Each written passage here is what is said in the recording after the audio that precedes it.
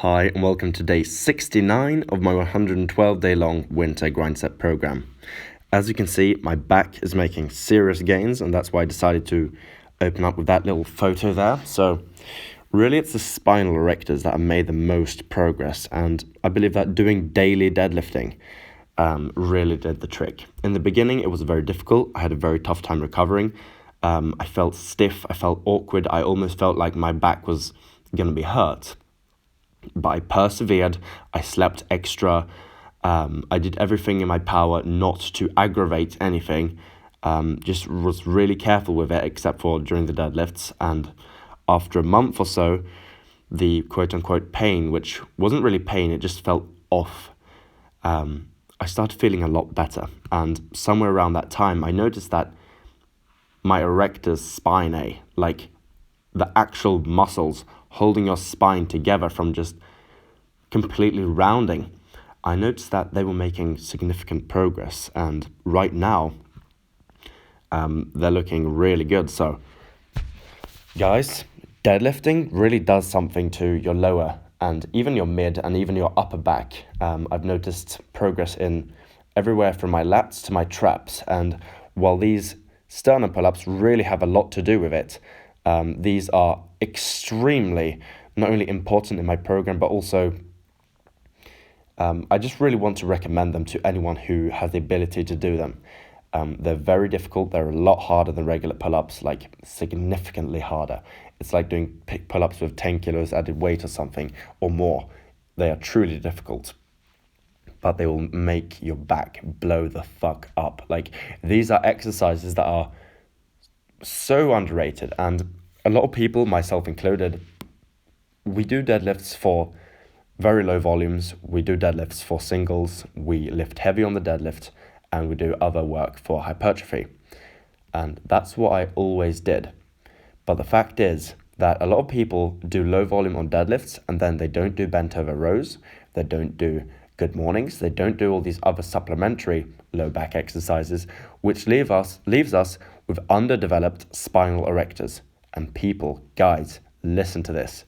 We need our glutes, we need our hamstrings, and we need our spinal erectors to be extremely strong. As with our grip, these are vital muscles, not only for our health and for our longevity, but also for our functionality. If you want to carry anything in this world and you have a weak lower back, weak hamstrings, weak glutes, you are going to be weak. Your biceps and your quads will not help you lift heavy objects. You need these posterior chain muscles and you need strong grip. That is why I've really been hammering the double overhand deadlifts very hard. And another pro tip, I'm not a professional obviously, since I don't make money off this, not yet at least, but doing double overhand is massively beneficial for your grip strength, and it will actually leave less of a strain on your recovery, since you can't do quite as much weight with double overhand, but it still gives you a great stimulus in your glutes, hamstrings, and your lower back. So it hits everything the deadlift is supposed to. Even the upper back is getting challenged a lot. But you're doing so with a slightly lower weight than you could do otherwise. But if you go close to failure on a double overhand, you're not only hitting the grip properly, you're also hitting your entire posterior chain well. You're just not going to the absolute failure of what those muscles can handle in most cases. Now, my grip's getting stronger, so I'm failing basically everywhere equally, which is perfect. That means my grip's a bit ahead. But guys, do high rep double overhand deadlifts. They're so fucking effective. Like, in the beginning, I've always believed, from everything I've heard, from everything I've read, and from my own experience, that high volume deadlifting is not something you should do. And I've realized that you build a tolerance to it. It's not something that is easy. And I'm still only doing 7 sets per week, but I'm doing a lot more deadlift volume than most are. And people, guys, this is a tremendous exercise. If you can build up to high volumes on the deadlift, you're going to see your gains explode. The deadlift is a tremendous hypertrophy exercise. The only issue is it's so difficult to recover from that most people will never reap the rewards and benefits that it can grant you. So take care of your lower back, take care of your recovery, work your way up very slowly, and you will get there. The only issue with these, though, is that right now I'm only doing pistol squats for my legs. A lot of people combine barbell squats and deadlifts, and that's where you really get the lower back fatigue. So I understand you if you feel like you can't do high volume deadlifts. I was that guy. But right now I'm seeing massive, massive benefits.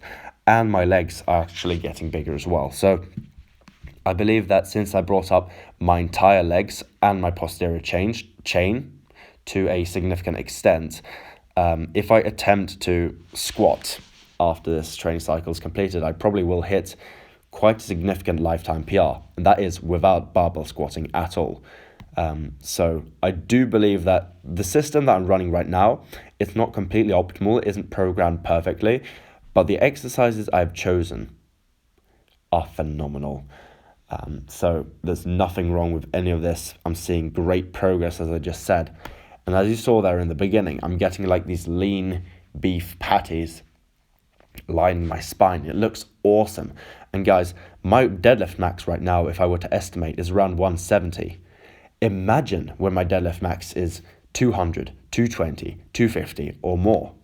Imagine what my back's going to look like. Imagine if obviously doubling my strength even over the course of a lifetime will be very difficult on the deadlift. But imagine what adding another 50, 60 or even 100 kilos would do to my back. It would absolutely explode it. So I have a good back now. I'm going to have an amazing back if I continue on this path. So that's what I'm going to do. Thank you guys for watching. Now it's jump rope, which is boring. I want to congratulate you for sticking out until day 69. We're going until day 112. So that means we have... I don't know. I believe it's 32 days left. I don't know if it's 33 or 32.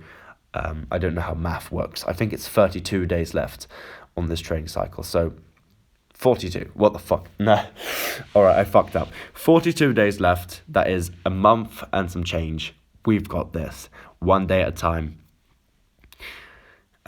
Yes, that's all I have to say on today. I'm going to go to bed now. Good night and goodbye.